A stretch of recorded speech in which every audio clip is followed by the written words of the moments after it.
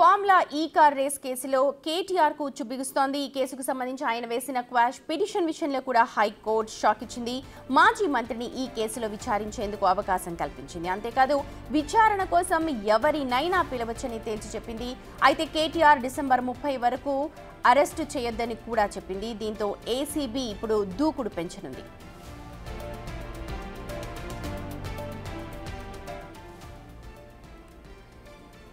MAUD principal secretary దాన కిషోర్ ఫిర్యాదుతో ఈ ఫార్ములా ఈ కార్ రేస్ వ్యవహారంలో కేటీఆర్ పై ఏసీబీ కేసు నమోదు చేసింది.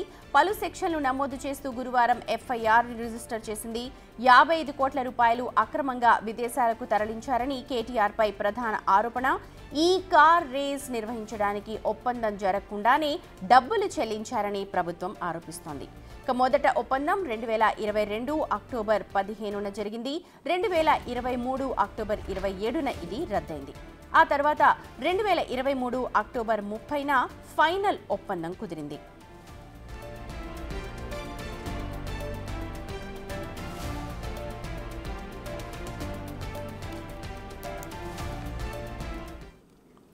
ఈ పూర్తి వివరానికి సంబంధించి మా అసోసియేట్ ఇన్పుట్ ఎడిటర్ పవన్ పూర్తి డీటెయిల్స్ అందిస్తారు. పవన్, ఏసీబీ నిన్న స్వల్ప ఊరట కల్పించినా ఇప్పుడు ఈడీ దూకుడు పెంచే అవకాశం ఉంది. పూర్తి డీటెయిల్స్ చెప్పండి.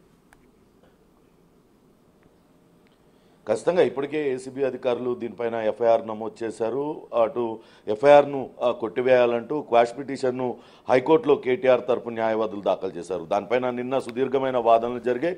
అందులో కేటీఆర్ ఖచ్చితంగా విచారణకు సహకరించాల్సిందేనంటూ కోర్టు కూడా తేల్చి చెప్పింది. కాకపోతే ఈ నెల 30 వరకు కేటీఆర్ను అరెస్టు చేయవద్దంటూ ఆదేశాలు ఇచ్చింది. అయితే ఇప్పటికే ఏసీబీ నమోదు చేసిన ఎఫ్ఐఆర్కు సమాంతరంగా ఎఫ్ఐఆర్ వివరాలన్నింటినీ కూడా ఈడీ తీసుకుంది. ఈడీ అధికారులు నిన్న సాయంత్రమే ఈసీఐఆర్ను కూడా నమోదు చేశారు.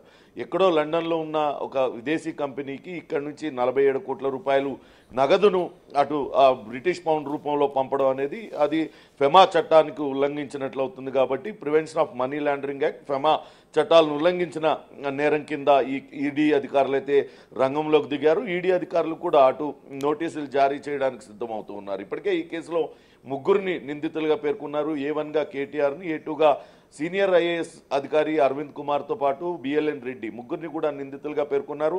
ఇప్పటికే అరవింద్ కుమార్కు సంబంధించి ప్రభుత్వం ఆయన నుంచి స్టేట్మెంట్ను కూడా గతంలోనే తీసుకుంది. అప్పట్లో ముఖ్య కార్యదర్శి శాంతకుమారి ఇచ్చిన షోకాజ్ నోటీస్కు ఆయన ఒక వివరణ ఇచ్చారు. ఆ వివరణలో ఆయన అప్పట్లో మున్సిపల్ శాఖ మంత్రిగా ఉన్న కేటీఆర్ ఆదేశాల మేరకే తాను నగదు బదిలీ చేశానంటూ ఆయన చెప్పారు. అయితే ఇప్పటికే ప్రాథమిక సాక్ష్యాధారాలను ఏసీబీ అధికారులు సేకరించారు. నిబంధనలకు విరుద్ధంగానే ఈ చెల్లింపులు జరిగాయి.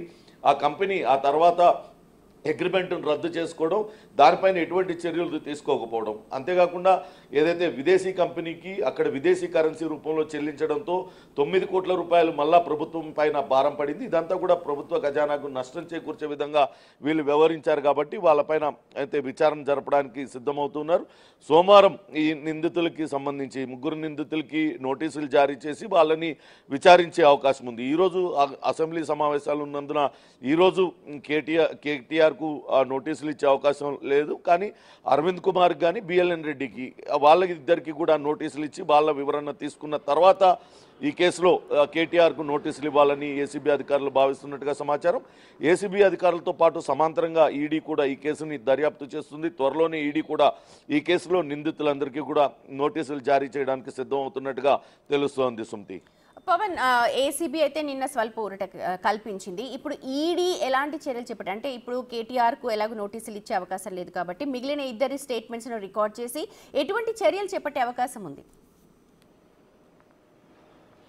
ఖచ్చితంగా నగదు ఎందుకు చెల్లించాల్సి వచ్చింది, అది కూడా విదేశీ కంపెనీకి, విదేశీ కరెన్సీ బ్రిటిష్ కంపెనీకి సంబంధించి ఫార్ములా ఈ రేస్ అక్కడ బ్రిటిష్ కంపెనీ కాబట్టి అక్కడ బ్రిటిష్ పౌండ్ల రూపంలో వాళ్ళు చెల్లించారు. అక్కడ దానికి సంబంధించి ఆర్బీఐ నిబంధనలకు అనుగుణంగా పంపించాల్సి ఉంటుంది. కానీ వీళ్ళు ఎక్కడ కూడా నిబంధనలు పాటించకుండా ఆ నగదునంతా కూడా పంపించారు. ఇది ఖచ్చితంగా ఫారెన్ ఎక్స్చేంజ్కి సంబంధించి ఫెమా యాక్ట్ ఉల్లంఘన కిందకే వస్తుంది. కాబట్టి ఆ దిశగా ఈడీ విచారణ చేస్తుంది. అంతేకాకుండా మనీ లాండరింగ్ పాల్పడినట్లుగా కూడా భావించారు. పంపించాల్సి వస్తుంది కాబట్టి పిఎంఎల్ యాక్టింగ్ కింద కూడా ఇప్పటికే వీళ్ళపైన ఈసీఐఆర్ను నమోదు చేసిన ఈడీ వాళ్ళు నోటీసులు జారీ చేసి వాళ్ళని వివరించి ఎందుకు పంపించాల్సి వచ్చింది, ఎవరి ఆదేశాల మేరకు పంపించాల్సి వచ్చింది తదితర వివరాలన్నింటినీ తీసుకున్న తర్వాత వాళ్ళపైన చర్యలకు ఉపక్రమించే అవకాశం ఉంటుంది. సుమతి.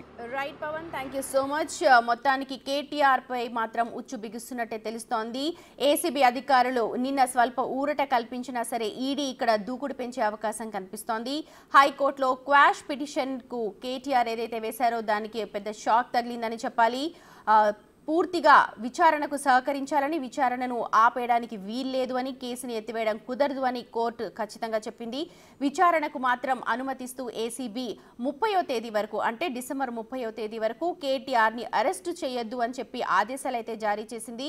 కానీ ఫార్ములా ఈ కార్ రేస్లో జరిగిన విచారణ కావచ్చు, లేకపోతే అవకతవకలు కావచ్చు, దీనికి సంబంధించి మాత్రం విచారణను కొనసాగించాల్సిందిగా కోర్టు ఆదేశాలు జారీ చేసింది.